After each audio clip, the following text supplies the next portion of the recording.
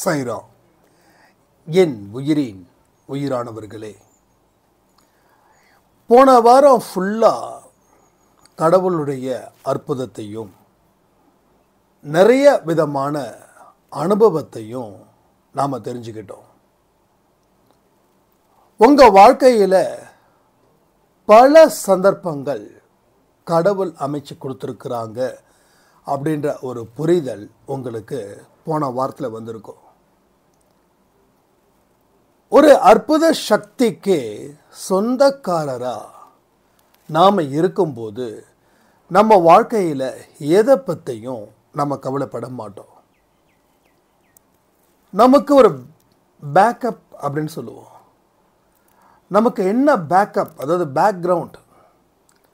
சில மனுஷங்களை பார்த்து நம்ம யோசிக்கிறோம், இவங்களுக்கு என்ன, இவங்களுக்கு எவ்வளோ பெரிய சொந்தங்கள் இருக்குது, இவங்களுக்கு ஏதாவது ஒரு உதவினா உதவி செய்வதற்கு எத்தனையோ பேர் காத்துக்கிட்டு இருக்காங்க, ஆனால் நமக்கு அது மாதிரி இல்லையே அப்படின்னு நாம் நினச்சி ஃபீல் பண்ணுறோம்.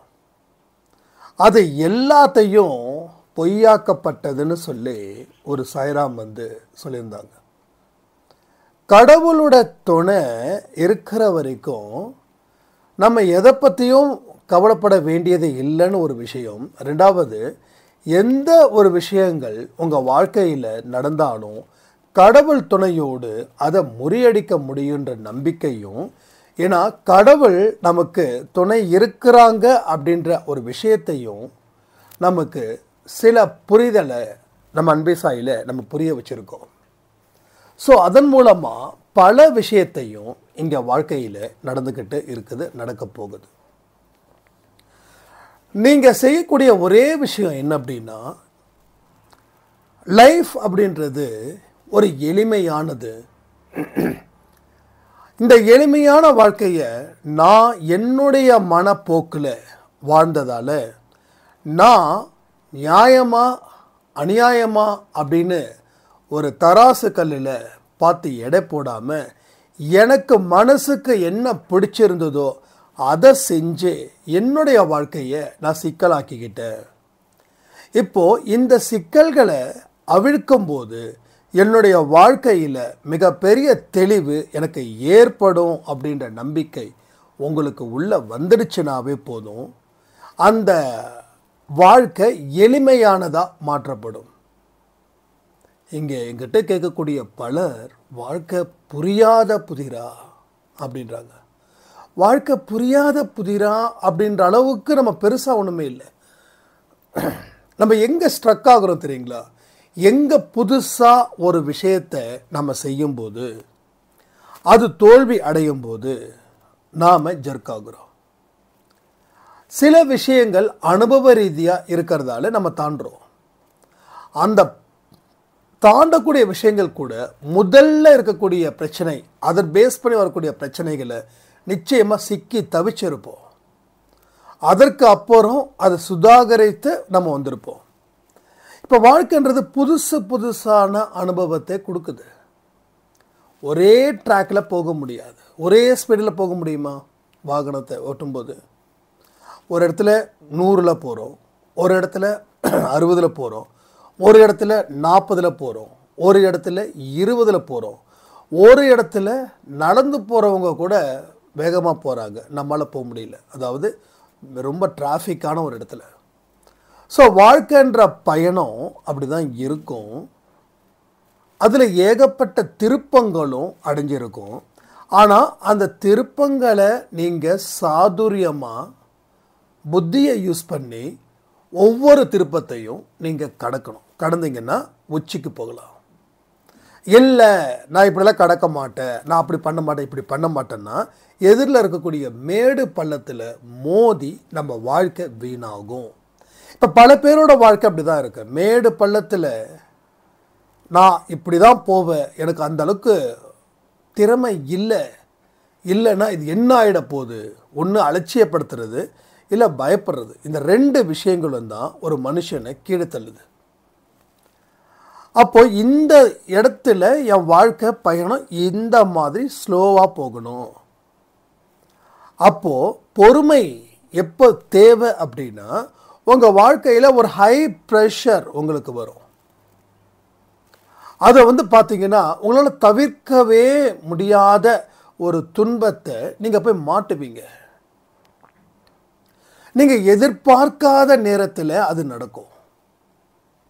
அந்த இடத்துல நீங்கள் உங்களுடைய மனசையும் புத்தியையும் எப்படி கொண்டு போகிறீங்கன்னு தான் முக்கியம். ஒன்று, அதை கண்டுக்காமல் எஸ்கேப் ஆகிறது, இல்லை அதை பார்த்து பயந்து வேற எதையுமே செய்யாதது. அந்த எஸ்கேப் ஆகிற விஷயம் நமக்கு என்ன அப்படின்னா, மனசை வேற ஒரு இடத்துல கவனத்தை வைக்கிறது. அதாவது தவறான பழக்க வழக்கத்தில், இல்லை பயந்து எதையுமே செய்யாமல் இருக்கிறது. இந்த ரெண்டும் தான் ஒரு மனுஷன் அதிகபட்சமாக செய்கிறான். இந்த ரெண்டு தான். அப்போ இந்த ரெண்டுமே ஒரு வாழ்க்கையில் ஒரு புரிதலை ஏற்படுத்தலைன்னு அர்த்தம். உங்களுக்கு அனுபவத்தை அது கொடுக்கலன்னு அர்த்தம். இதே ஏற்கனவே இருக்கக்கூடிய பிரச்சனைகள் மறுபடியும் வருதுன்னா அது அனுபவத்தை கொண்டு நீங்கள் கடந்துடலாம். ஆனால் வாழ்க்கைன்றது இங்கே தான் ட்விஸ்ட். புரியாத புதிர் அப்படின்னு சொல்கிறோமே, அது புரியாத புதிர் இல்லை, ஒரு ட்விஸ்ட். அது என்ன ட்விஸ்ட் அப்படின்னா, நீ இதை எப்படி கடக்கிற, எந்த மன தைரியத்தை வச்சு கடக்கிற, எந்த நம்பிக்கையை வச்சு நீ இதை கடக்கிற, இவ்வளோதான். இதுக்கு ஒரு சரியான பொறுமையும் நம்பிக்கையும் ஆழ்ந்து சிந்திக்கக்கூடிய திறனும் இருக்கும்போது தான் அதை நம்மளால் ஈஸியாக கடக்கவே முடியுது. என்றைக்குமே ஒரு விஷயத்தை நினச்சிக்கோங்க, துன்பங்கள் என்றைக்குமே தொடர்கதை அல்ல. துன்பத்தோட இயல்பு என்ன தெரியுமா? அது கொஞ்ச நாள் கொடுக்கும், அதுக்கப்புறம் போயிடும். ஆனால் ஏன் துன்பம் நம்மக்கிட்ட நிலையாக தங்குது அப்படின்னா, நேற்று நைட்டு கூட அந்த பதிவில் சொல்லியிருக்கோம். ஒரே காரணம் அந்த துன்பத்தை எதிர்க்க தைரியம் இல்லாமல் அந்த துன்பத்தோடையே வாழ்ந்து பழகிட்டோம். புரியுதா? அதுதான் துன்பம் தொடர்ந்து நிற்குது.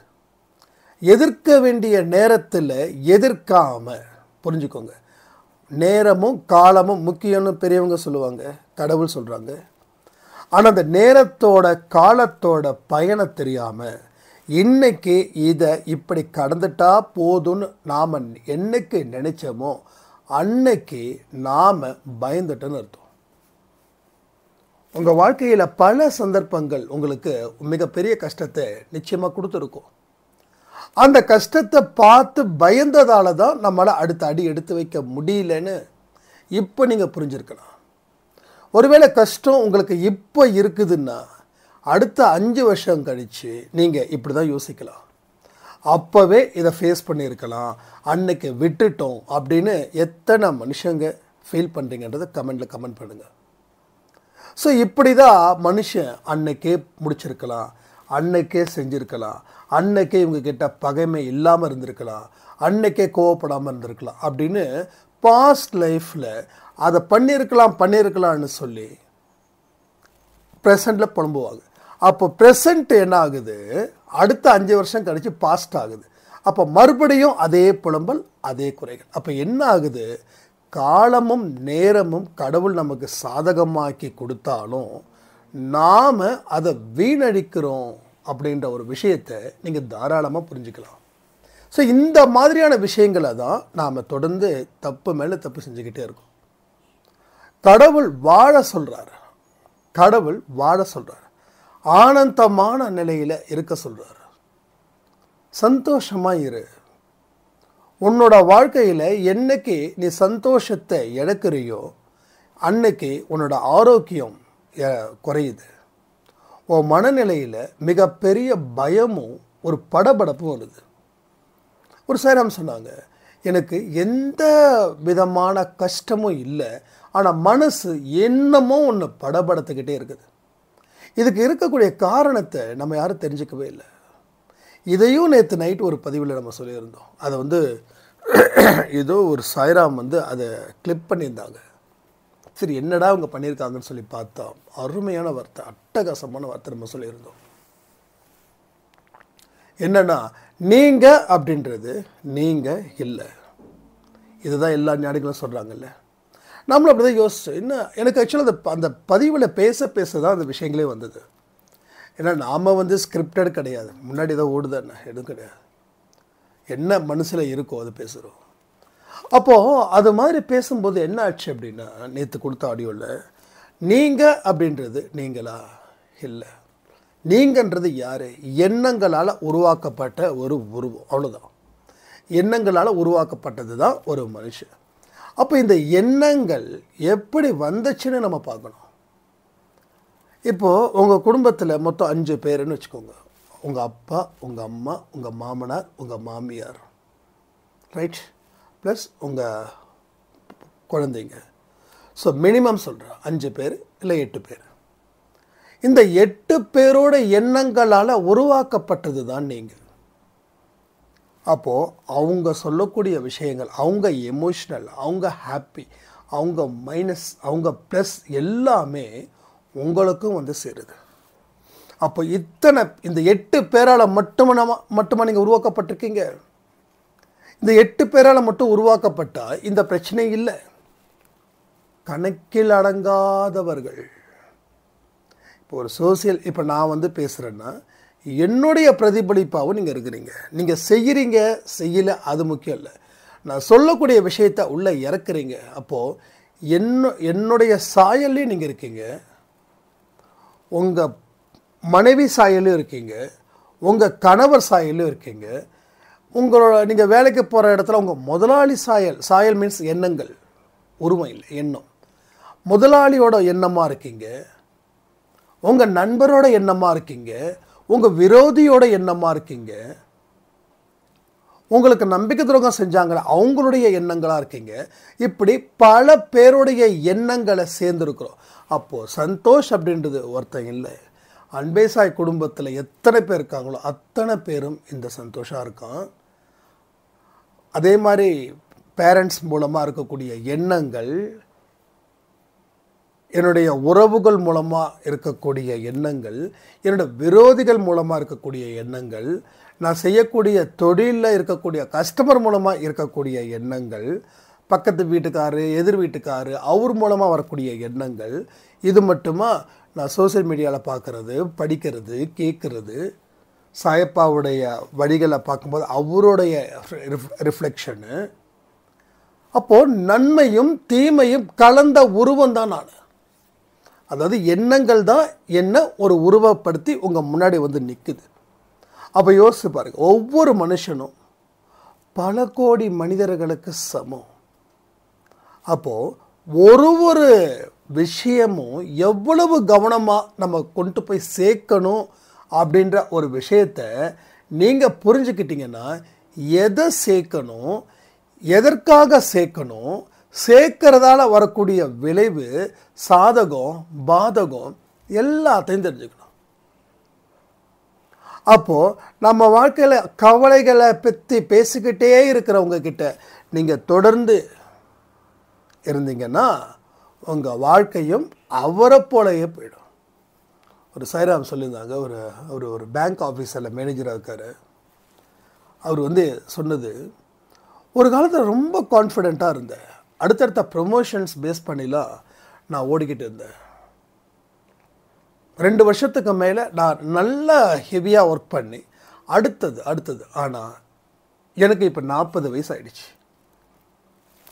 35 வயசில் எனக்கு என்ன இதில் இருக்கணும், பொசிஷனில் இருக்கணும், அதே பொசிஷனில் நான் இருக்கேன். எனக்கு புரியல, ஆனால் அடுத்தடுத்த பொசிஷனுக்கு என்னால் போக முடியல அப்படின்னு. இப்போ என்ன ஆச்சு, இவர் இதுக்கு முன்னாடி இருந்த ஒரு இடம், ஒரு ஒரு ஒரு நல்ல சிட்டி, அதாவது அதுக்காக வந்து மற்றதெல்லாம் நான் தப்பு சொல்லலை.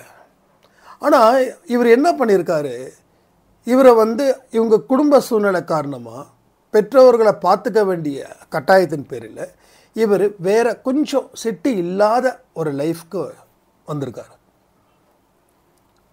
வந்த உடனே என்னாச்சு, அங்கே இருக்கக்கூடிய அட்மாஸ்பியர்ஸ், அங்கே இருக்கக்கூடிய மனிதர்கள், அவங்களுடைய எண்ணங்கள், இது எல்லாமே தொடர்ந்து அவருக்குள்ள எந்த ஒரு வளர்ச்சியும் ஏற்படுத்த முடியல.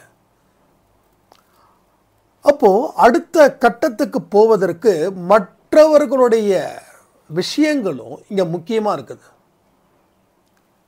அப்போ இவர் நினச்சிருந்தாருன்னா தடுத்துருக்கலாம். ஏன்னா இவரை சுற்றியும் ஒரு நெகட்டிவிட்டி இஷ்யூஸ். அதாவது அந்த பேங்க்குக்கு வரவங்க, கடன் வாங்க வரவங்க, கடன் வாங்கினவங்க எல்லாருக்கிட்டேயும், ஏன்னா அவர் சொந்த ஊருக்காரராக போயிட்டார்.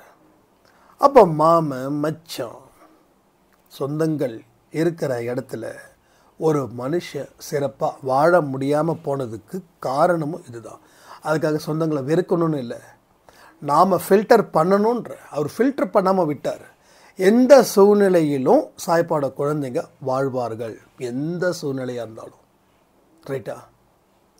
அப்போ என்ன ஆகுது, குடும்ப சூழ்நிலை, குடும்பத்தில் இருக்கக்கூடிய புலம்பல்கள். இப்போது அவர் அந்த ஊருக்கு போன உடனே அப்போ அவருடைய சொந்த பந்தங்கள் பேங்க்கில் என்னென்ன பெனிஃபிட்ஸ் இருக்குதுன்னு சொல்லி இவர்கிட்ட பார்க்க வராங்க. அப்போ இவர் என்ன பண்ணணும், 5 நிமிஷம் பேச முடியாது, ஏன்னா நாளைக்கு சொந்த பந்தத்தில் பிரச்சனையாகும். அப்போது இது பேங்க்கா இல்லை வீடானே தெரியாத அளவுக்கு இவர் பாட்டுக்கு பேச ஆரம்பிச்சிட்டார். இப்போ என்ன ஆகுது, அவங்களுடைய ஹை அஃபிஷியல் இருக்கிற இடத்துல உன்னோட பெர்ஃபார்மன்ஸ் ஸ்லோவாக இருக்குது, நீ ஏன் இப்படி இருக்க, ஏன் இவ்வளோ தூரம் பேசுகிற ஒரு கஸ்டமர்கிட்டையும் அப்படின்னு. அப்போ அந்த கஸ்டமர்கிட்ட பேசுகிறது முக்கியம் இல்லை, அவங்க என்ன பண்ணுறாங்க, பாஸ்ட் லைஃப்பில் நடந்த சில பிரச்சனைகளை ஒர்க் பண்ணுற இடத்துல பேசுகிறாங்க. லோனு கொடுக்குறாரு, நான் இல்லைன்னு சொல்லலை, பிஸ்னஸ் நடக்குது, ஆனால் பிஸ்னஸ் கூட என்ன பேச்சுவார்த்தை நடக்குதுன்னு முக்கியம். அப்போது ஒட்டுமொத்தமான புலம்பல்களை இவங்க தொடர்ந்து பேசிக்கிட்டே இருக்க அப்போ அந்த புலம்பல்களுடைய பிரதிபலிப்பாக இவர் மாறிட்டார். அதனால் டோட்டலாக இவரால் அந்த 5 வருஷம் எதையுமே செய்யவே முடியல. இதை பற்றி அவருக்கு தனிப்பட்ட முறையில் நான் பேசியிருந்தேன். பட் ரீசன் இதுதான். இங்கே கூட பாருங்களேன், நிறைய பெண்கள் கண்ணீர் விடக்கூடிய விஷயம் என்ன தெரியுமா, ஒரு காலத்தில் நான் அப்படி இருந்தேன், ஒரு காலத்தில் இப்படி இருந்தேன், கல்யாணத்துக்கு முன்னாடி அவ்வளவு ஸ்கில்டு, கல்யாணத்துக்கு பிறகு எல்லாத்தையும் தொலைச்சேன். இப்போ கமெண்ட் கேட்டால் நிறைய பேர் இதை சொல்லுவாங்க. இப்போ என்ன ரீசன் அப்படின்னா, இருக்கக்கூடிய அட்மாஸ்பியரை நீங்கள் பார்த்து எதிர்க்கலை, அது கூட வாழ பழகிட்டீங்க. உங்ககிட்ட ஒருத்தவங்க நெகட்டிவிட்டியான விஷயத்தை பேசுகிறாங்கன்னா அது ஆரம்பத்தில் காதுக்கு பிடிக்கலைன்னு விட்டீங்க, என்ன எப்போ பார்த்தாலும் இந்த மாதிரி புலம்புதுன்னு. ஆனால் அதுக்கப்புறம் வாழ்ந்து பழகிட்டீங்க. இப்போ யாராவது ஒரு கதை சொன்னால் உங்களுக்கு மனசில் அவ்வளோ சந்தோஷம், ஏன்னா அவங்க கதையை முடிச்சதுக்கப்புறம் நம்ம கதையையும் சொல்லலாமே, போட்டி போட்டு சொல்லலாமே அப்படின்ற மாதிரி. ஸோ போட்டி போட்டு ஒரு நெகட்டிவிட்டியை நம்ம ஸ்ட்ராங் பண்ணிக்கிட்டே இருக்கோம். பல விஷயங்களை நம்ம கேட்குற விஷயத்தின்படி நம்ம செயல்படக்கூடிய விஷயமாக தான் செயல்படுறோம். செயல்பட முடியாத விஷயமாக தான் இருக்குது. பாஸ்ட் லைஃப்பில் பேசுகிறத வச்சு என்ன செயல்பட முடியும்? அதுதான் நம்ம சொல்கிறோம். யாராவது உங்கள் மேலே பரிதாபப்பட்டாங்கன்னா உங்களுக்கு அவங்க தான் யமன். யாராவது நீங்கள் கேட்கும் போதெல்லாம் உதவி செஞ்சுக்கிட்டு இருந்தாங்கன்னா அவங்க தான் உங்களுக்கு யமன். பல பேரோட வாழ்க்கையில் பெற்றோர்கள் தன்னுடைய மகனையும் மகளையும் வளர்க்காமல் இன்றைக்கி எவ்வளோ பெரிய கஷ்டத்தில் இருக்காங்க தெரியுமா? குழந்தைங்களுக்கு பொறுப்பு இல்லாமல் எப்போ மாறுறாங்கன்னா ஆஃப்டர் மேரேஜ். அப்போ நீங்கள் எப்படி வளர்த்தீங்களோ அதனுடைய ரிஃப்ளெக்ஷன் அங்கே இருக்குது. அதுக்கு கஷ்டப்பட்டே தான் சொல்லிக் கொடுக்கணும்லாம் சொல்லலை, எல்லாமே கலந்து நீங்கள் சொல்லிக் கொடுக்கணும். சொல்லி கொடுத்துருந்தா உங்கள் குழந்தை திறமையானவர்களாக வாழ்க்கையிலையும் சாதிச்சிருப்பாங்க. இன்றைக்கி நீங்கள் இப்படி இருக்கீங்கன்னா கண்டிப்பாக நீங்கள் உங்கள் வீட்டில் ஒரு ராஜாவாக ஒரு ராணியாக வாழ்ந்திருப்பீங்க. ஸோ பெற்றோர்களுடைய பெரிய ஒரு வீக்னஸ் என்ன அப்படின்னா, நான் கஷ்டப்பட்டது போதும், என்னுடைய குழந்தைங்க கஷ்டப்படக்கூடாதுன்னு சொல்லி கேட்டதெல்லாம் வாங்கி தந்து இல்லாத ஒரு விஷயத்தை இருக்குதுன்னு நம்ப வச்சு, ஏதோ ஒரு படம், அந்த படத்தில் அந்த ஹீரோயின் ஆளினால் அழகுராஜான்னு நினைக்கிறேன். அந்த ஹீரோயின் அவங்க வீட்டில் ஒரு ஒரே ஒரு பொண்ணு, அந்த பொண்ணுக்கு அவ்வளோ செல்லம், அந்த பொண்ணுக்கு பாடணும்னு ஆசை இருக்கும். அதனால் அவங்க அப்பா அவங்க அம்மாலாம் நீ ஜானகி மாதிரி பாடுற, நீ சித்ரா மாதிரி பாடுற அப்படின்னு சொல்லி அதை வந்து அதை ஒரு ஏன்னா பொண்ணு சந்தோஷப்படணும், பொண்ணு பொக்குன்னு போயிடக்கூடாது. ஒரு ஜாலி படம் தான், ஒரு ரொம்ப ஹாப்பியான ஒரு படம் தான். நல்லாயிருக்கும். சந்தானம் காமெடி, கார்த்திக் காமெடியில் சக்கையாக இருக்கும், செமையாக இருக்கும். அப்போ வந்து என்ன ஆகுதுன்னா, ஒரு பொய்யான விஷயத்த குழந்தையோட மனசு கஷ்டப்படக்கூடாதுன்னு சொல்லி அப்படி இருக்கும், இப்படி இருக்கும், அது இருக்கும், இது இருக்குன்னு சொல்லி அதை வந்து வளர்த்து விட்ருவாங்க. அது கடைசியில் போயிட்டு அவமானப்படும். அப்போ நான் சித்ரா மாதிரி பாடி நீ சித்ரா மாதிரி இல்லடின்னு ஒரு கார்த்தி அந்த இடத்துல சூப்பராக இருக்கும் படம். அது மாதிரி குழந்தைங்க வந்து தோத்துடக்கூடாதுன்னு பெற்றோர்கள் நினைக்கிறாங்க. அப்போ தோத்துடக்கூடாதுன்னு சொல்லி அந்த குழந்தைக்கு ஒரு போலியான ஒரு வெற்றியை கொடுக்குறாங்க. அப்போது உங்களை தாண்டி அந்த குழந்தை செயல்படும் போது அப்போ உண்மை தெரியுது. அப்போ நம்ம வாழ்ந்த வாழ்க்கை இப்படி ஆயிடுச்சுன்னு சொல்லி வருத்தப்படுறாங்க. அதாவது விழுந்தவ எழுந்திருக்கணும், விழுந்தவ எழுந்திருக்கணும். அப்போது நீ விழுந்துட்ட, பரவாயில்ல, நீ ரெஸ்ட் எடு, நீ எப்போ எழுந்திருக்கிறீ அப்போ எழுந்திரி அப்படின்னு பெற்றோர்கள் சொல்கிறாங்கன்னு வச்சுக்கலாம். அப்போ அதுவும் ஆசுவாசப்படுத்திட்டு ஓகே பொறுமையாக எழுந்திருக்கலாம். அப்போ இன்னைக்கு விழுந்தா உடனே எழுந்திரிச்சிடணும். விழுந்தா எந்திரிக்கலைன்னா நடக்கிறவன் போகிறவன் வரவெல்லாம் நம்மளை போட்டு மிதிப்பான். ஸோ உயிரே கூட போயிடும். ஸோ இந்த மாதிரி விஷயங்கள் தான் நாம் கற்றுக்கிட்டு இருக்கோம். அப்போது இதை பெற்றோர்கள் தெரியாமல் வளர்த்துட்டாங்கன்னு வச்சுக்கலாம். ஏன்னா அவங்க நம்ம மேலே வச்சுருக்கக்கூடிய அளவுக்கு அதிகமான அன்பு, பாசம். பெற்றோர்களுக்கு எப்பயுமே நம்ம வந்து கண்ணில் இருந்து கண்ணீர் வரக்கூடாதுன்னு, அது அவங்களுடைய அன்பு அப்படிப்பட்டது. நான் அவங்கள குறை சொல்லலை. ஆனால் நாம் இன்றைக்கும் அதே கட்டமைப்போடு இருக்கோம். அதனால் சின்ன சின்ன விஷயங்கள் கூட நம்ம யாராவது ஏதோ சொல்லிட்டாங்கன்னா உடனே அந்த இடத்துல வெடிக்கிறோம். வெடிக்க மட்டும்தான் செய்கிறோமே தவிர அதில் இருக்கக்கூடிய விஷயத்தை உள்வாங்கி அதில் இருந்து ஒரு விஷயத்தை ஆரம்பிக்க முயற்சிகள் நம்ம செய்யலை. ஸோ இதை தான் பல நாட்களாக பல வருஷங்களாக நம்ம தொடர்ந்து செஞ்சுக்கிட்டே இருக்கோம். இப்போ உங்கள் வாழ்க்கையில் நீங்கள் செய்ய வேண்டிய விஷயங்கள் செய்யாமல் இருக்கிறதாலையும் செய்யக்கூடாத விஷயங்களை தொடர்ந்து செஞ்சுக்கிட்டு இருக்கிறதாலையும் தான் உங்கள் வாழ்க்கையில் பலவிதமான குழப்பங்களும் சிக்கல்களும் நிறைஞ்சிருக்கு. அப்போ உங்கள் வாழ்க்கை மலராதா அப்படின்னா மலரும். அப்போ மலர்ற அளவுக்கு நாம் சில விஷயத்தை செய்யணும். செய்யாமல் எதுவும் மலராது. அப்போ பல விஷயங்களை செய்யணும். எப்போ மலருதுன்னு காத்துக்கிட்டு இருக்கக்கூடாது. அப்போ செய்ய ஆரம்பிக்க அது கடவுள் விட்ட வழின்னு சொல்லி அதை கடவுளுக்கு அந்த பொறுப்பை ஒப்படைச்சிட்டு உங்களுடைய பொறுப்புகளில் நீங்கள் கவனமாக இருக்கணும். அப்படி கவனமாக இருக்கும்போது உங்கள் வாழ்க்கையில் பலவிதமான நல்ல விஷயங்களும் வாழ்க்கைக்கு தேவையான அத்தனை விஷயங்களும் உங்கள் வாழ்க்கையில் நடந்து தீரும். எது நடந்தாலும் நம்ம கவலைவே படக்கூடாது. கவலைப்படுறதால வீட்டுக்கு வரக்கூடிய துன்பம் பறந்து போவது இல்லை. ஸோ எந்த விஷயத்தை நம்ம அதிகமாக பயப்படுறோமோ அதுதான் நம்ம வாழ்க்கையை அழிக்குது. ஒரே ஒரு விஷயந்தான், துணிஞ்சிடுங்க. எந்த ஒரு விஷயமா இருந்தாலும் அதுக்காக கண்களை மூடிக்கிட்டு குதிக்கிற வேலை இருக்கக்கூடாது. ஒரு ஆழம் தெரியாமல் காலை விடக்கூடாதுன்னு சொல்லுவாங்க. எந்த ஒரு விஷயமும் உங்கள் வாழ்க்கையில் அது வருது அப்படின்னா அது தீர்க்கமாக யோசித்து இதை நம்ம அக்செப்ட் பண்ணலாமா வேண்டாமான்னு யோசித்து முடிவு பண்ணும். ஒரு சின்ன திருத்தங்கள் கூட திருத்தாமல் விட்டுட்டிங்கன்னா அது மீனிங்கே இல்லாமல் போயிடும். வாழ்க்கையில் சின்ன கரெக்ஷன் தான் தப்பாயிடுது ரிசல்ட். ஸோ உங்கள் லைஃப்பில் பல சந்தர்ப்பங்கள் நம்ம பயன்படுத்திக்கல. நல்லா புரிஞ்சுக்கோங்க. கடவுள் நிறைய வாய்ப்புகளை உங்களுக்கு வாரி வழங்குறார். வள்ளல் அவர் கஞ்ச பிரபு கிடையாது, தாராள மனசுப்பட்டவர்.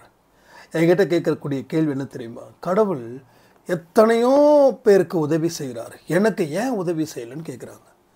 சரி, உதவி செஞ்சாங்கன்னு பல பேரை சொல்கிறாங்கல்ல, அவங்கக்கிட்ட போய் என்னைக்காவது அவங்களோட வாழ்க்கை எப்படி, அவங்களோட லைஃப் ஸ்டைல் எப்படி, எப்படிப்பட்ட ஒரு மனநிலையில் அவங்க ஃபேஸ் பண்ணாங்கன்னு தெரியாது. எல்லாமே பிளைண்டாக பார்த்துட்ருக்கோம். கடவுள் அவங்களுக்கு எவ்வளோ உதவிகள் செய்கிறாரு, எனக்கு எதையுமே செய்யலை. இந்த ஒரு விஷயத்தை பற்றி தான் நம்ம மேலோட்டமாக பார்த்து நொந்து போகிறோம். அடுத்தவன் வாழக்கூடிய வாழ்க்கை நமக்கு ரொம்ப பிரச்சனையாக இருக்குது. அப்போது கடவுள் உதவி செய்தார்கள்னு சில மனிதர்கள் சொல்கிறாங்க இல்லையா, அந்த மனிதர்களோட மனநிலையை பாருங்கள். எல்லாரும் நல்லா இருக்குன்னு சொல்லுவாங்க, எல்லாரும் நல்லா வாழணும், அதில் அவங்களுக்கு சந்தேகமே இருக்காது. அந்த மனசு அவங்களுக்கு இயல்பாக இருக்கும்போது தான் அவங்க மனசில் எந்த விதமான கரையும் இல்லாமல் இருக்கு. மனதில் கரையுடன் கடவுளை வணங்கும்போது அத்தனையும் வேஸ்ட். ஒரு சின்ன ஒரு கரை கூட நல்லதில்லை. ஒரு வீடு சும்மா பளிங்கு மாதிரி இருக்குதுன்னு வச்சுக்கோங்க, அந்த இடத்துல ஒரு பெரிய கரை என்ன ஆகுதுன்னா, அவ்வளோ பெரிய வீட்டில் அந்த பெரிய கரைன்னு சொல்கிறோம் பாருங்கள், அது ரொம்ப சின்னதாக தான் இருக்கும். ஆனால் நம்ம என்ன சொல்லுவோம், இன்னும் இவ்வளோ பெரிய கரைன்னுவோம். ஸோ வீட்டை சுற்றியும் அந்த கரை இல்லை, அந்த செவுத்தில் மட்டும்தான் அந்த கரை இருக்குது. அந்த கரை தான் மைனஸ். அப்போ நம்ம வாழ்க்கையில் எது மைனஸ்னால், நம்ம மனசில் இருக்கக்கூடிய கரை. அந்த கரை தான் தீய எண்ணங்கள் சொல்கிறோம். முதல்ல தீய எண்ணங்களை அழிக்காமல் எதையுமே பெற முடியாது. உங்கள் மனசில் அவர் வாழ்ந்துட்டாரு, இவர் வாழ்ந்துட்டாரு, நாம் இவர்கிட்ட உதவி கேட்டோம், இவர் உதவி கேட்டு கொடுக்குறாலோ இல்லை இவர் இருக்கார், நாம் எப்படி இருப்போமோ அப்படின்னு நீங்கள் நினச்சிங்கன்னா அந்த உதவி கூட அங்கேருந்து வாங்க முடியாது. ஸோ ஒரு ப்ரீ ஜட்ஜ்மெண்ட்டில் நம்ம இருக்கோம் எல்லா விஷயத்துலையும். அதை நான் சொல்லியே ஆகணும்னு நினைக்கிறேன்.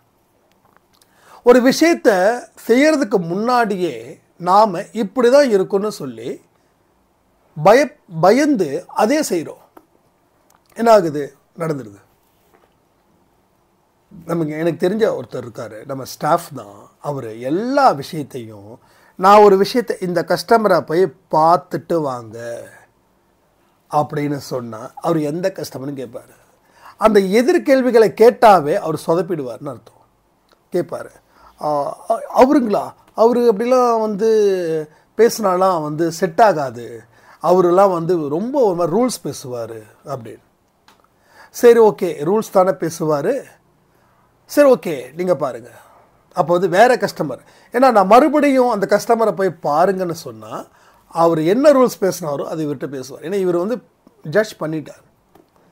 இப்போது அந்த கஸ்டமரை பார்க்குறதுக்கு விஷ்ணு சாய் அனுப்புவேன், போய் பார்த்துட்டு வந்துடுங்க. இவர் பார்த்துட்டு ஆர்டர் வாங்கிட்டு வருவார். ஏன்னா இவர் ப்ரீ ஜட்ஜ் பண்ண மாட்டார். ஏன்னா ஃபுல் அண்ட் ஃபுல் நமக்கு அன்பை சாய் குடும்பத்திலே இருக்கிறதால ப்ரீ ஜட்ஜ்மெண்ட் எதுவுமே கிடையாது. எல்லாருமே அப்படி தான் இருப்பாங்க. நம்ம பார்த்து நம்மளுடைய பொறுப்பு என்னவோ அதை மட்டும் நம்ம செய்யணும். அப்போ இவர் என்ன ப்ரீ ஜட்ஜ்மெண்ட். அப்போ இந்த 2 பேருக்கும் நான் கிளாஸ் எடுக்கிற மாதிரி போகும். கிட்டத்தட்ட ஆஃபீஸில் நான் அன்பை சாய் பண்ணுற மாதிரி எனக்கு அது ரொம்ப இரிட்டேட்டிங்காக இருக்கும். ஏன்னா தொடர்ந்து நம்ம இதே விஷயத்தை பேசிக்கிட்டே இருந்தால் அது ரொம்ப தப்பாகிடும். அன்பை சாயில் ஃபோக்கஸ் பண்ணுறோம், நம்ம செய்கிறோம். அப்போது திரும்பவும் அதே மாதிரி விஷயத்தை அஃபிஷியலாகவும் பண்ணும்போது அது எனக்கு ரொம்ப ஒரு மாதிரி இதாகிடும். அப்போ தான் நான் சொல்ல ப்ரீ ஜட்ஜ்மெண்ட் கூடாது. ப்ரீ ஜட்ஜ்மெண்ட் அவர் எடுக்கலை, அதனால் அவர் வின் பண்ணார்.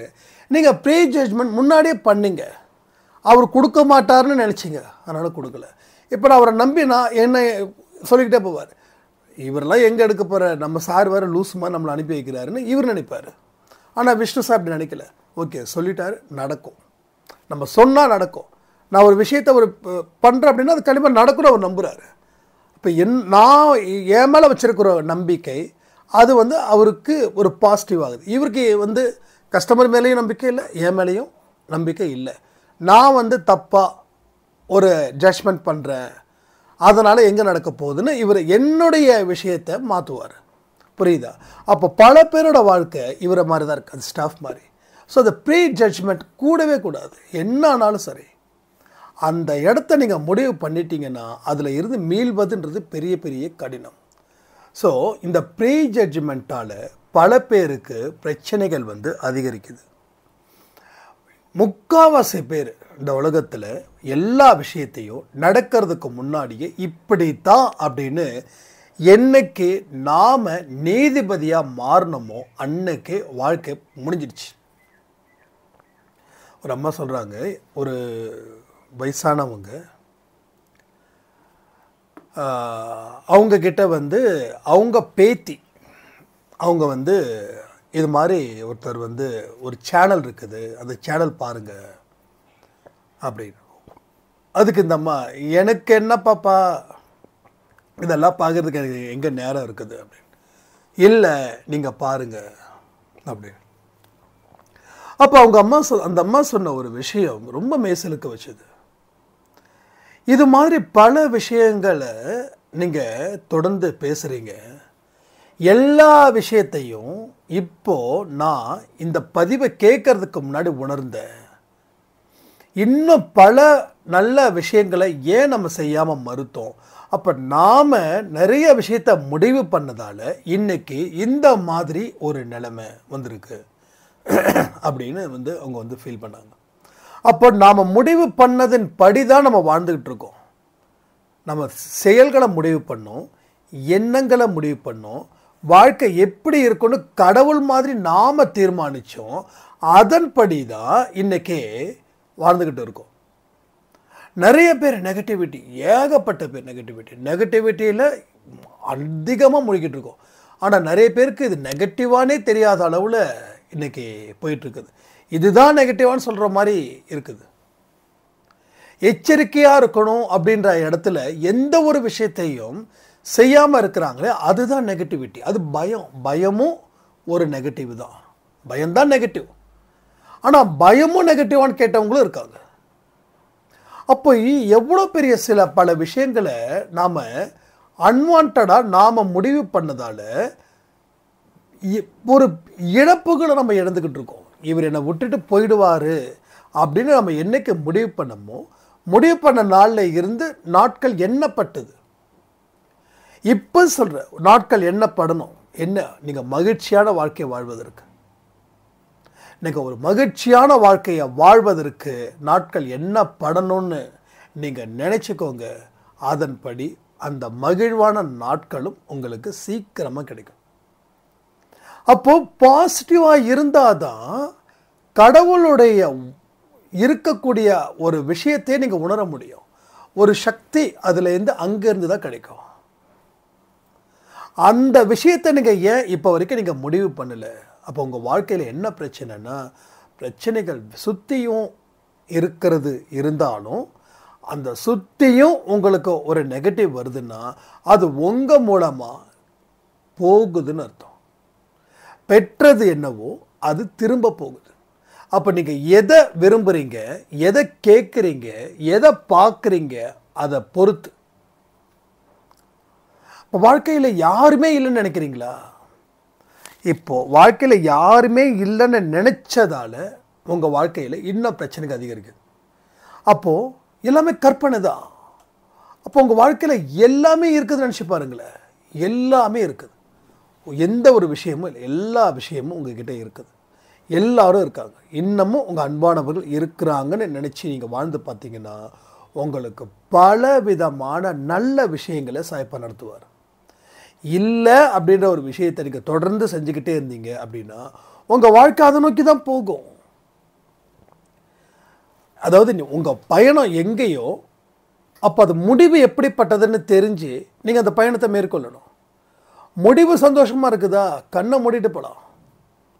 முடிவு சந்தோஷமாக இல்லையா, அப்போ ஏன் இந்த இடத்துக்கு போகணும்னு யோசிக்கணும். பலர் வாழ்க்கையில் தீய பழக்கத்துக்கு ஆளானதுக்கு காரணம் இந்த முடிவு எப்படிப்பட்டதாக இருக்குதுன்னு சொல்லி ஒரு விஷயத்தை யோசிச்சாங்கன்னா அவங்க அந்த இடத்துக்கு போகிறதுக்கு சான்ஸே இல்லை. எல்லாமே மனசு தான் காரணம். இப்பயும் சொல்கிறேன், எல்லாமே மனசு தான் காரணம். பொய்யான விஷயத்த உண்மைன்னு நம்புறதை முதல்ல நிறுத்தணும். உண்மை தான், யார் சொன்னாலும் உண்மை தான். தீய பழக்க வழக்கத்துக்கு அடிமையான வாழ்க்கை கெட்டு போயிடும். இது உண்மை. இதை யாரும் எந்த காலத்திலையும் மறுக்க முடியாது. நாம் எத்தனையோ யுகத்தை கடந்து வந்திருக்கோம். இது 4வது யுகத்தில் இருக்கோம், கலியுகம். இதுக்கப்புறம் யுகம் எனக்கு தெரிஞ்ச வரைக்கும் இல்லைன்னு தெரியுது எனக்கு. அதுக்கப்புறம் உலகம் வந்து டோட்டலாக அழியும். அதுக்கப்புறம் ஒரு என்னவோ அது கடவுளோட விருப்பம், அது நமக்கு தெரியாது. ஆனால் இதுக்கே நம்ம இன்னும் 4 லட்சம் வருஷத்தை கடக்கணும்னு சொல்கிறாங்க ஹிந்து நூட்களில். எவ்வளோ? 4 லட்சம் வருஷம். ஒரு மனுஷனுக்கு சர்வசாதாரணமாக 100 வயசுனா 4 லட்சம் டிவைடட் பை 100 வருமா? அப்படி தான் வரும்னு நினைக்கிறேன். 100. அப்போ எத்தனை தடவை பிறக்கணும்னு யோசிச்சு பாருங்க. அத்தனை தடவையும் பிறந்து பிறந்து சாவறதெல்லாம் புத்திசாலித்தனம் கிடையாது. இன்னும் என்னக்கு பொறுத்த வரைக்கும் நான் யோசிக்கிறேன்னா மேக்சிமம் 10 ஜென்மாஸ். 10. இந்த 10 ஜென்மம் தான் எனக்கு இருக்கும். அந்த 10 ஜென்மத்தையும் நான் இன்னமும் நிறைய விஷயங்களை, அதாவது உலகம் தரக்கூடிய இன்பத்தை நான் துறக்கணும். இப்போ இன்பத்தை நான் திறந்தேன்னா இன்பம் எனக்கு தேவை. ஆனால் முன்னே இருந்ததோட குறைச்சிக்கிட்டு இருக்கேன். இப்போ ஒரு மூவி பார்க்கறதுக்கு நான் ஹாப்பியாக ஃபீல் பண்ணுறேன்.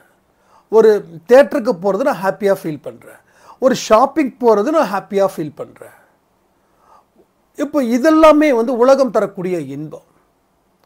எப்போ என் ஜென்மா 10வது ஜென்மா, இப்போ இருக்கிறதுலேருந்து ஸ்டார்டிங், இதுதான் ஃபஸ்ட்டு ஜென்மா. இன்னும் 9 ஜென்மம் இருக்குது. 9வது ஜென்மா, லாஸ்ட் ஜென்மாஸில் என்னுடைய ஏஜ் 20-25க்குள்ளேயே என் வாழ்க்கை முடிஞ்சிடும்.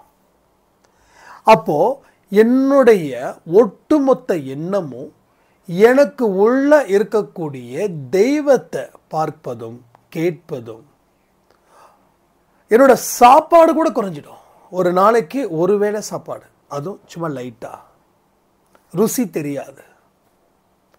இன்பம் எது துன்பம் எதுன்னு தெரியாது. ஒரு சுத்தமான உண்மையான ஞானி எப்படி வாழ்கிறானோ அப்படி. குளிரும் ஒன்று தான், வெயிலும் ஒன்று தான், பனியும் ஒன்று தான், தென்றல் காற்றும் ஒன்று தான். அந்த மாதிரியான ஒரு மனநிலை என்னைக்கு இயல்பாக கிடைக்குதோ அதுதான் கடைசி ஜென்மம். அப்போ ஒரு ஜென்மமும் கடவுள் உலக இன்பத்தின் பின்னாடி நம்ம அந்த மாதிரி ஒரு புத்தியை வச்சுக்கிட்டு வாழ்ந்து பாவத்தை சேர்ப்பது கிடையாது, பாவத்தை குறைப்பது. அப்போ இதுக்கே 10 ஜென்மாஸ் தேவைப்படுதுன்னா நம்ம அன்பே சாய் குடும்பத்துக்கு சொல்கிறேன். இதை பற்றி தெரியாமல் எத்தனை பேர் இருக்காங்க உங்கள் குடும்பத்தில். யோசிச்சு பாருங்கள். நீங்கள் அன்பே சாய் கேட்குறீங்கன்னா எந்த மாதிரி விமர்சனம் வரும்னு எனக்கு தெரியாமலாம் இல்லை. ஆமாம், எவனோ ஒருத்தன் பேசுகிறான், இவங்க உட்காந்து கேட்குறாங்க அப்படின்னு. அப்போ உங்களுக்கு இருக்கக்கூடிய கோபம் கண்டிப்பாக கொந்தளிக்கும். ஏன்னா அன்பே சாயின்றது நான் மட்டும் இல்லை, எல்லாருடைய குரலாக நான் உங்ககிட்ட பேசுகிறேன். உங்களுடைய குரலாகவும் நான் இருக்கேன். கரெக்டு தானே? ஸோ உங்கள் குரலாக இருக்க, சாயப்பா குரலாக இருக்க, ஏன் குரலாக இருக்க. அப்போ இந்த மோசமானவங்களுடைய வாழ்க்கை எப்படி மாறுச்சுன்ற அவங்க குரலாகவும் இருக்க. மறுபடியும் சொல்கிறேன், நான் அப்படின்றது நான் இல்லை. நான் எத்தனை பேரை சந்திச்சிருக்கணும், எத்தனை பேருடைய அனுபவத்தை தெரிஞ்சிருக்கணும், அத்தனையும் உருவாக்கப்பட்டது தான் நான். அதே போல தான் நீங்களும். அப்போ இந்த சத்தங்கள் குறையும் கொஞ்சம் கொஞ்சமாக. இப்போ என்ன, முன்னாடி இருந்தது சத்தங்கள் ஜாஸ்தி, ஆனால் இப்போ சத்தங்கள் குறைவு, இப்போ ரொம்ப ரொம்ப குறைவு. அதனால் பல விஷயங்கள் மனசில் அமைதியை ஏற்படுத்துது. பல தோல்விகள் கூட நான் ரசிக்கிறேன். தோல்விகளை யாராவது ரசிக்க முடியுமா? கஷ்டத்தை யாராவது என்ஜாய் பண்ண முடியுமா? சாயப்பா என் லைஃப்பில் வரதுக்கு முன்னாடியே நான் கஷ்டத்தை என்ஜாய் பண்ணேன். அடுத்த வேளை சாப்பாட்டுக்கு வழி இல்லாமல் இருக்கும்போது நான் அதை என்ஜாய் பண்ணேன். அப்போ என்கிட்ட இருக்கக்கூடிய ஃப்ரெண்ட்ஸ் சர்க்கிள்லாம் சொல்லுவேன், இது எனக்கு ரொம்ப பிடிச்சிருக்கு. நீ என்ன பைத்தியமாடா நீ? ஆனால் எனக்கு உண்மையில் அவங்க சொன்னது தான் கரெக்டாக இருந்த மாதிரி.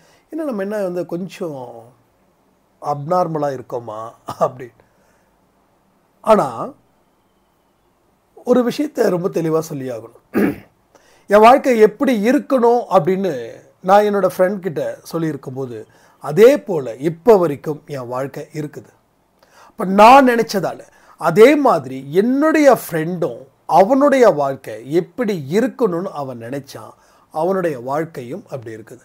என் வாழ்க்கையில் எப்பயுமே ஒரு சுறுசுறுப்பு இருக்கணும், ஒரு துருதுருப்பு இருக்கணும், ஒரு விஷயத்தை செய்யணும், துணிஞ்சு செய்யணும், கடவுள் பக்தியும் இருக்கணும், தன்னம்பிக்கையும் இருக்கணும், எதை பற்றியும் ஃபீல் பண்ணக்கூடாது. உன்னுடைய ஓட்டத்தை நிறுத்தவே கூடாது. ஓட்டத்தை நிறுத்துறது மகா பாவம். அந்த ரேஞ்சில் நான் என் மனசை நான் ரெடி பண்ணேன். இன்னைக்கு வரைக்கும் நான் ஓடுறதால டயர்ட் ஆகலை. ஆனால் சில பேர் கட்டாயத்தின் பேரில் ஓடுறாங்க. பல பேர் கட்டாயத்தின் பேரில் ஓடுறாங்க. அவங்க டயர்ட் ஆவாங்க. நல்லா புரிஞ்சுக்கோங்க. பல பேரோட வாழ்க்கை இஷ்டப்பட்டு ஓடும்போது பிரச்சனை இல்லை. ஒரு சந்தர்ப்பத்துக்காகவும் சூழ்நிலைக்காகவும் ஓடும்போது அவங்க வாழ்க்கையில் மிகப்பெரிய அசதி, வெறுப்பு, கோபம், ஏமாற்றம், மனபலகீனம் எல்லாமே வருது. ஸோ நானும் ஓடுறேன், இன்னொருத்தனும் ஓடுறான். ஆனால் நான் ஓட ஓட ஆரோக்கியமாக இருக்கேன். இன்னொருத்தன் ஓட ஓட என்ன ஆகுது? அவன் வாழ்க்கை விரக்திய போகுது. அப்போது நம்மளுடைய ஜட்ஜ்மெண்ட் எப்படிப்பட்டதோ அது எனக்கு. நான் ஓடுறதுல தான் ஆரோக்கியம்னு நினைக்கிறேன், அவன் உட்காந்து இருக்கிறதுல தான் ஆரோக்கியம்னு நினைக்கிறான். அப்போ உட்காந்துக்கிட்ட இருக்கிறவன் ஓட ஆரம்பித்தா அவன் எப்படி ஆரோக்கியமாக இருப்பான்? அது மாதிரி தான் இங்கே நடக்குது. அதனால தான் நம்ம பலரை யோசிக்கிறோம், என்னுடைய வயசில் இருக்கிறவன் இவ்வளோ தூரம் சக்ஸஸ் ஆகுறான், என்னால் ஏன் ஆக முடியலன்னு இந்த பல்லவியை பாடிக்கிட்டு இருக்கோம். ஏன்னா அவன் வாழ்க்கையை இஷ்டப்பட்டு அவனை அந்த சந்தோஷத்துக்கு உள்ளே போயிட்டு அதை அனுபவிக்க ஆரம்பித்தான். ஆனால் நாம் வாழ்க்கையை சந்தோஷமாக பார்த்தோம்.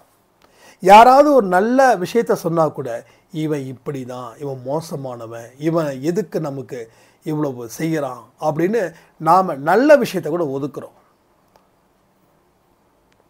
என்றைக்குமே நம்ம அன்பு ஏமாற்றப்படுவதா நாம் நினைச்சோம். ஆனால் நாம் தான் நம்மளை சரியான இடத்துல கொண்டு போய் நிறுத்தலை. அதனால தான் ஏமாற்றப்பட்டோம். இந்த இத்தனை பேருக்கு நான் அன்பு கொடுக்குறேன், யாருமே என்னை இது பண்ணவே இல்லை. அதாவது ஏமாத்துறவங்க இருந்துட்டு தான் இருப்பாங்க. ஆனால் நாம் ஏமாறாமல் இருக்கணும் தானே கடவுளோட விருப்பமாக இருக்குது. அப்போ நம்ம ஏன் ஏமாறுறோம்? ஒரு பேராசை, ஒரு செல்ஃபிஷ். ஸோ இதன் மூலமாக தான் நம்ம வாழ்க்கையை நாம் சரி பண்ணாமல் இருக்கோம். ஸோ சரி பண்ணணும். ஒரு மெஷினரி போயிடுச்சுன்னா ரிப்பேரும் பண்ணலாம், அதை டிஸ்போஸும் பண்ணலாம். அப்போ மிஷினரியை ரிப்பேர் பண்ணால் ஒரு 5000. ஆனால் அதை வேண்டான்னு சொல்லிட்டு புதுசாக ஒரு மிஷினை கொண்டு போனால் 1,00,000 ரூபாய். இப்போது எது நமக்கு மிக கம்மியான லாஸ் அப்படின்னு பார்க்கும்போது 5000 ரூபாய் கொடுத்தா ரெடி ஆகும். அப்போ 5000 ரூபாய் பண்ணி செலவு பண்ணுறது பெஸ்ட்டாக, இல்லை இதை தூக்கி போட்டு இல்லை இது சரியில்லை 1,00,000 ரூபாய்க்கு வாங்க அப்படின்னு ஆட்டம் போடக்கூடிய மனிதர்களும் இருக்காங்க. ஆனால் அவங்க என்னைக்கு பணத்தை மதிப்பீடு செய்யலையோ, மதிப்பீடு செய்யாத பணம் அவங்க கூட நிற்கிறது இல்லை. எத்தனையோ பெரிய பெரிய பணக்காரர் நான் பார்த்துருக்கேன். ஆரம்பத்தில் ஆஹா ஓஹோ அப்படி இப்படின்னு சொன்னவங்க இன்னைக்கு ஒரு ஓலை குடிசையில் உட்காந்துக்கிட்டு வாழ்ந்துக்கிட்டு இருக்காங்க. ஏன்னா அன்பே சாயில் நிறைய அனுபவத்தை நான் பார்த்துட்ருக்கேன்ல. பணத்தை தண்ணியாட்ட செலவு பண்ணேன், ஆனால் இன்றைக்கி பணத்தை பார்க்கவே முடியல. எல்லாத்தையும் மதிக்கணும், பணத்தையும் மதிக்கணும். ஆனால் பணமே வாழ்க்கையா? சத்தியமாக இல்லை. நம்ம வாங்கின செருப்பை கூட மதிக்கணும். அப்போ செருப்பை மதிக்கணும்னா என்ன பண்ணணும்? சரி, எத்தனை பேரோட செருப்பு? ஒரு சின்ன எக்ஸ்பெரிமெண்ட் பண்ணலாமா? செருப்புன்றது மட்டம் அப்படின்னு நினைக்கிறவங்க ஜாஸ்தி. செருப்பாலேயே அடிப்பேன்னு சொல்லுவாங்க. அந்த செருப்பு இல்லைன்னா வெயிலில் நடக்க முடியுமா உங்களுக்கு? ஒரு நாள் நடந்து பார்க்குறீங்களா? ஒரே ஒரு நாள் மட்டும் நடந்து பாருங்க. ஒரு 2 கிலோமீட்டர் நடங்க. எங்கேருந்து? நல்ல மெயின் ரோட்டில் நடங்க, தார் ரோட்டில் நடங்க. ஒரு 1 மணி நேரம் கரெக்டாக ஒரு 12 மணிக்கு ஆரம்பிக்கும். அப்போ தெரியும் செருப்பை தலையில் வச்சு கொண்டாடுவோம். எதுவுமே கேவலப்படுத்தக்கூடிய பொருள் இல்லை. கடவுள் படைச்சது. கடவுள் நமக்கு ஒரு பாதுகாப்பை கொடுக்கணும்னு செருப்பு அப்படின்ற ஒரு விஷயத்தை நமக்கு கொடுத்தார். அப்போ அந்த செருப்பை எப்படி பார்க்குறோம்? அந்த செருப்பில் எத்தனை மண் இருக்குது, எத்தனை மண் இருக்குது. என்னைக்காவது செருப்பை பாலிஷ் பண்ணியிருக்கோமா? யாராவது வந்தாங்கன்னா, யாராவது வீட்டுக்கு போனாங்கன்னா நம்ம பாலிஷ் பண்ணுவோம், ஓகே பார்த்து அப்படி. ஸோ அடுத்தவன் மதிக்கணுன்றதுக்காக நம்ம வாழ்ந்தோம். நாம் நம்ம பொருளை மதிக்கணும். அடுத்தவன் மதிக்கிறது தேவையில்லைன்னு உங்களால் உறுதியாக சொல்ல முடியுமா? உறுதியாக சொல்ல முடிஞ்சால் வாழ்க்கையில் பாஸ் ஆகிட்டீங்க. என்ன நான் மதிக்கணும், என்னுடைய பொருளை நான் மதிப்பேன். அப்போது கையில் வரக்கூடிய நகங்கள் கூட நம்ம கட் பண்ணணும். ஏன்னா அது தேவையில்லாதது. எது தேவையில்லாததோ அதை நம்ம சரி பண்ணணும். அதை வளர விட்டோன்னா அதுவே நமக்கு கண்களை குத்தக்கூடிய ஒரு ஆயுதமாக கூட போயிடும். ஆனால் நேரம் இல்லை, நோ டைம். ஆனால் மொபைலை நோண்டி ஷார்ட்ஸை பார்க்குறதுக்கு நேரம் இருக்குது. ஆனால் நமக்கு பாதுகாப்பு கொடுக்கக்கூடிய அந்த செருப்புக்கு நேரம் இல்லை.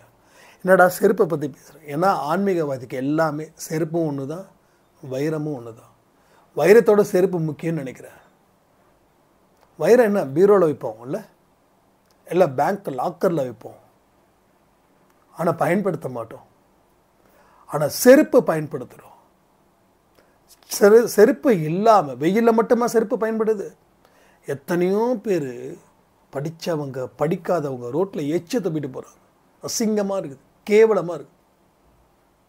ஏன் இப்படிப்பட்ட ஒரு மோசமான எண்ணங்கள்? எச்ச துப்புறாங்க. நானே நிறைய பேரை திட்டியிருக்கேன் ஒரு ஸ்டேஜில்.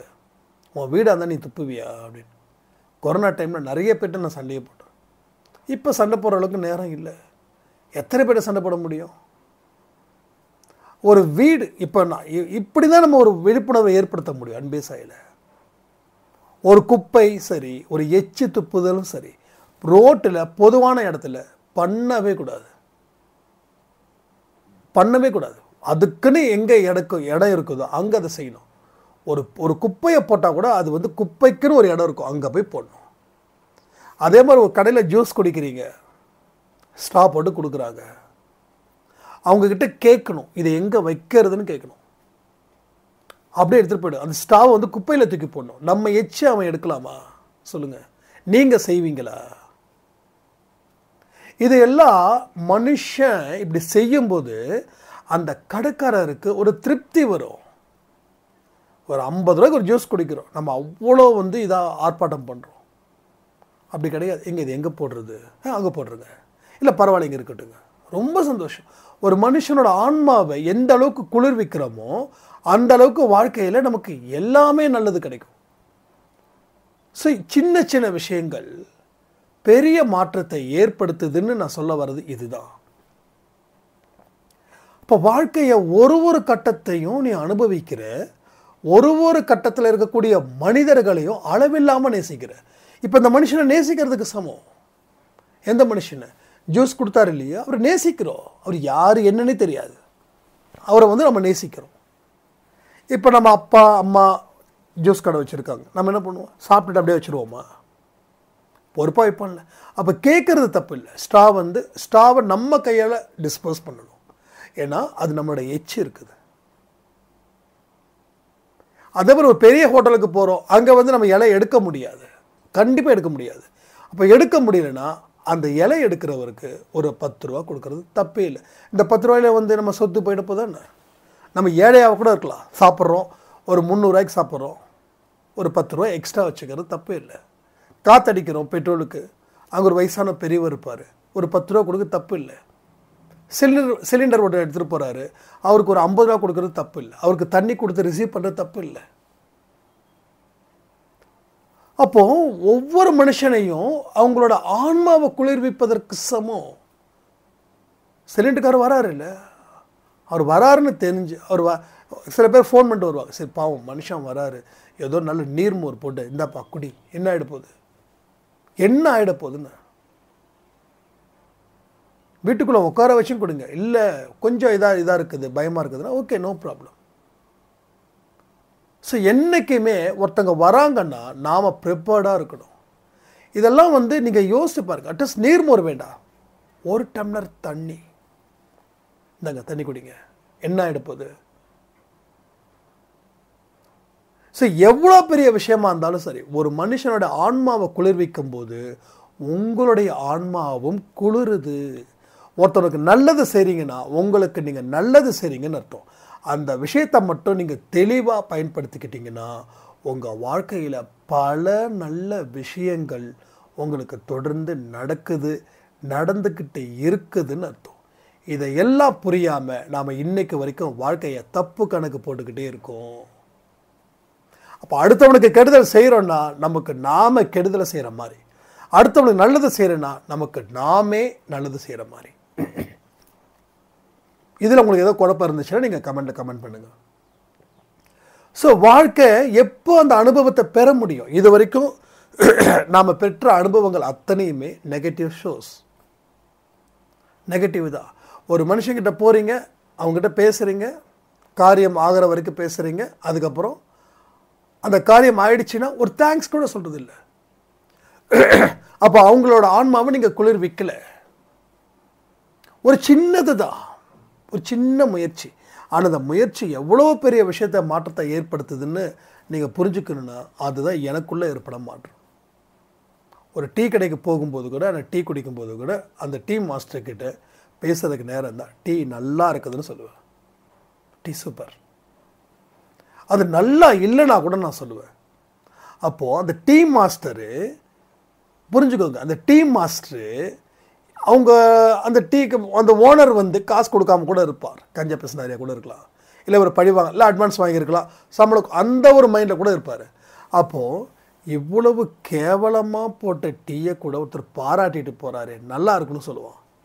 அவன் சொல்லலைன்னா கூட ஒரு ஸ்மைல், அது உங்களுக்கு ஆசீர்வாதமாக அமையும். ரெண்டாவது, அவன் என்ன தெரியுமா பண்ணுவான், இல்லை எல்லாருக்கும் நல்லபடியாக டீ போடலான். அப்போ மறுபடியும் வரவங்களுக்கு நல்ல டீயை போட்டு கொடுப்பான், சந்தோஷமாக இருக்கும்.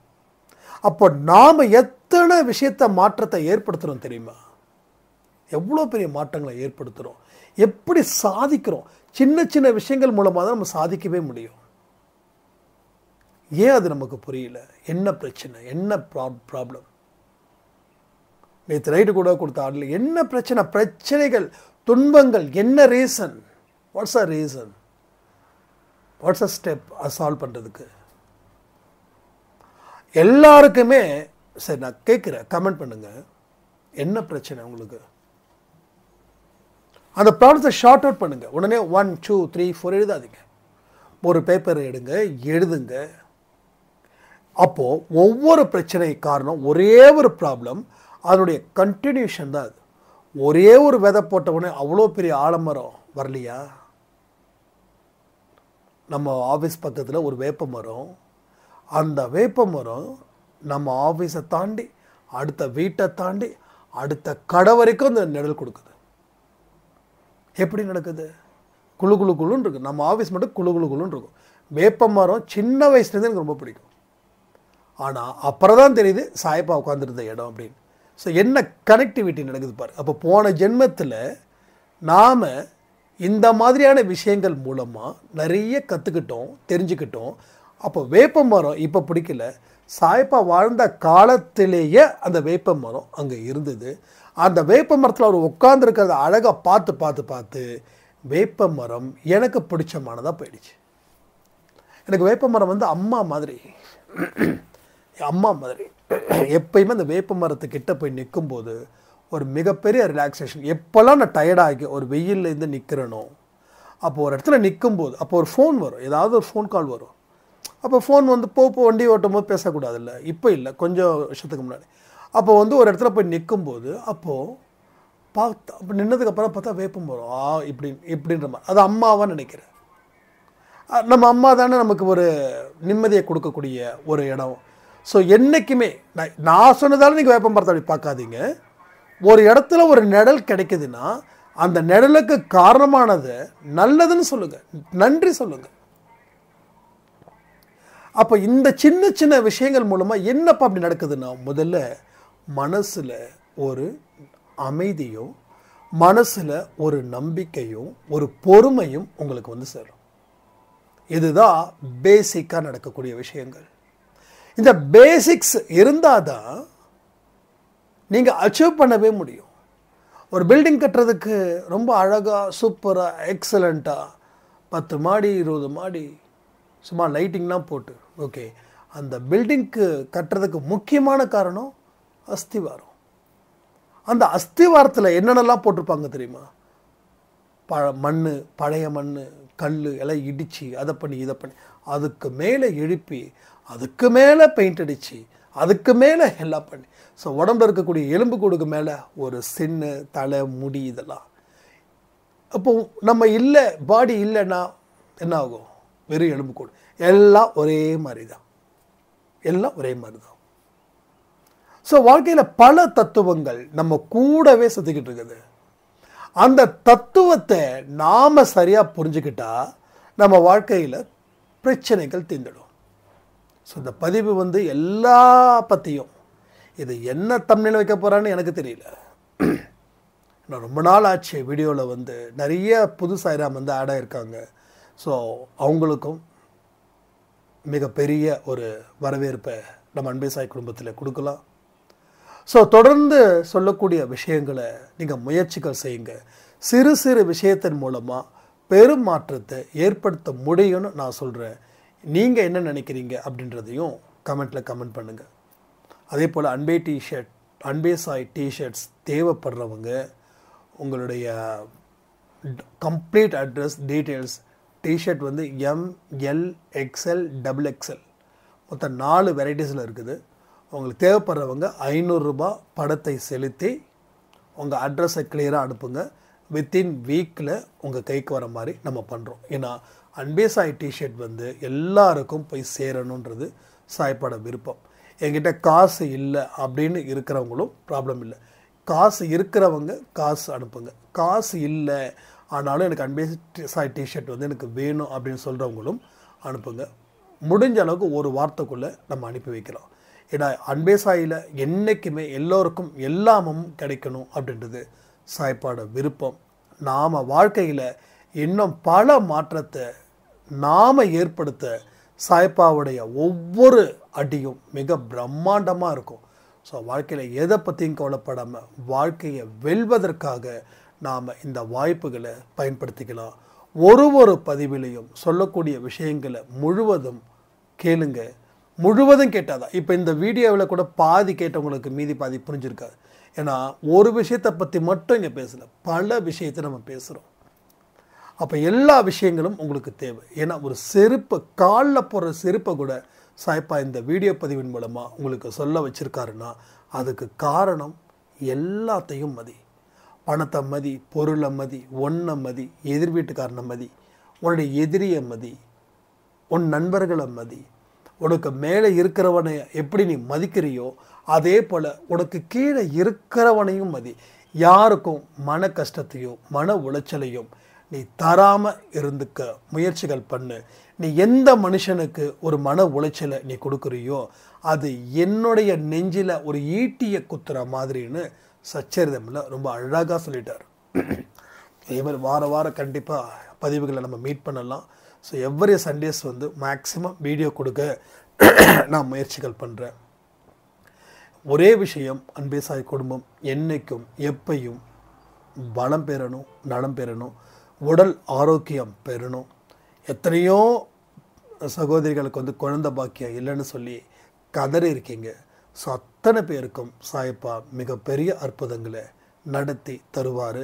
எல்லாத்தையும் தாண்டி உங்களோட நம்பிக்கை எப்படிப்பட்டதாக இருக்கணும் அப்படின்னா, அவர் இன்றி நான் இல்லை, நான் இன்றி அவர் இல்லை, அவர் இன்றி நான் இல்லை. இது எல்லாரும் சொல்லக்கூடிய விஷயம். ஆனால் நான் வந்து எப்படி நினைக்கிறேன்னா, நான் இல்லாமல் அவர் இல்லை, அவர் இல்லாமல் நான் இல்லை. ஸோ இந்த மாதிரி தான் நான் வந்து என்னுடைய வாழ்க்கையில் பல விஷயத்தை இது பண்ணுறேன். அதே மாதிரி எனக்கு ரொம்ப பிடிச்ச ஒரு சாய்ப்பா ஃபோட்டோ, தங்கம் சம்பந்தன் சாய்ராம் அம்மா அவர்களுக்கு நன்றிகள். ஸோ ரொம்ப அற்புதமான ஒரு ஃபோட்டோ. இங்கே பாருங்கள், சாய்ப்பாட ஃபோட்டோ ஒரு பிளாக் டிஷர்ட்டில். இது ஏன் சொல்கிறேன்னா, இது அடிக்கடி ரொம்ப எனக்கு அவ்வளோ ஆசையாக இருக்குது. ஃபோனில் வால்பேப்பர்லேயே நான் வச்சுருக்கேன் நான். ஸோ இது வந்து நான் போட்டிருக்கேன். தேவைப்படுறவங்க வந்து இது பண்ணிக்கோங்க. ஸோ அன்பே சாய் குடும்பம் என்றைக்குமே சீரும் சிறப்பமாக இருக்கணும். அதே போல் ஒவ்வொரு வாரமும் வியாழக்கிழமை அன்றைக்கி காமன் டிபின்னு சொல்லி வைக்கிறோம். அது வாட்ஸ்அப் குரூப்பில் இருக்கிறவங்களும் வைக்கிறாங்க, நான் ஸ்டேட்டஸ்லேயும் வைக்கிறேன். ஸோ உங்களுடைய வாட்ஸ்அப்பில் அந்த அன்னைக்கு மட்டும் சாய்ப்பாவோட ஃபோட்டோ நம்ம எது வந்து சொல்கிறோமோ அது நீங்கள் வந்து வச்சுக்கோங்க. ஏன்னா எல்லாருக்கும் ஒரு யூனிட்டியாக இருக்கணும், அந்த பலம் வந்து ஒன்றா சேரணும். ஏன்னா காந்தியடிகளுடைய ஃபார்முலா தான் நம்ம ஃபாலோ பண்ணிகிட்ருக்கோம். கூட்டு பிரார்த்தனை, எல்லாருடைய மனநிலையும் எங்கே இருந்தாலும் அந்த மனநிலை ஒன்றுபட்டதாக இருந்துச்சுன்னா அங்கே பலம் சேரும். பலம் சேரும்போது யார் என்னென்னலாம் கேட்குறாங்களோ வேண்டுறாங்களோ அது அத்தனையும் கிடைக்கும். அதுக்கு தான் இந்த காமன் டிபி அது இதெல்லாம் சொல்கிறோம். ஸோ அதனால் உங்களோட சாய்ப்பாட ஃபோட்டோஸ் வந்து எதுவாக இருந்தாலும் எனக்கு அனுப்புங்க.